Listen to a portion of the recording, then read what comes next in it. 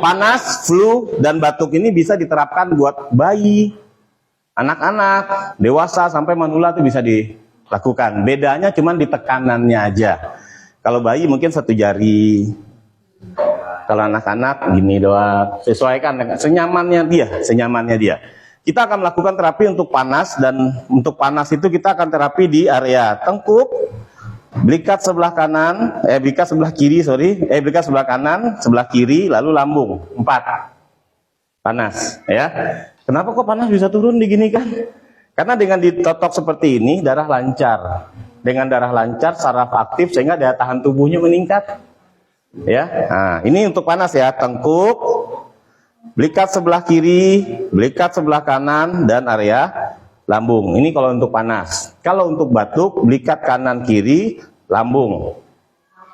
Oke, kalau flu, belikat kanan kiri aja. Oke, sekarang kita masuk ke flu dulu. Kalau orang yang flu, Masya Allah ya, saya nggak tahu nih, artinya berapa kali saya demoin kalau lagi flu berat itu kalau terurai, slam. Nah, ini ada slam di sini kalau orang flu itu. Slam itu kalau terurai langsung berhenti flu-nya. Namanya orang flu biasa kan proses kan dari encer, ya. Berapa lama baru dia kental, baru dia sembuh kan gitu kan. Nah, itu slamnya tuh di sini nih. Slam, ya. Slam. Nah, jadi kita terapinya bisa mentokin ke sini, ke tulang tengah, bisa mentokin ke tulang belikat.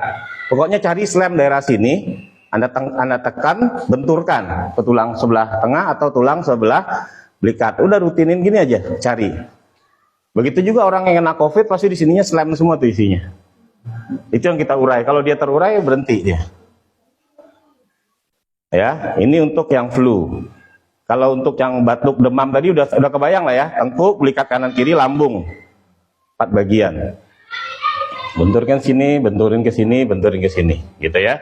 Tengkuk, belikat kanan, belikat kiri. Areanya area paru kalau untuk masalah flu. Untuk bayi pun bisa, nggak usah takut. Yang penting senyamannya. Kalau bayi kita gini-gini aja. Ya, mulai dari bayi.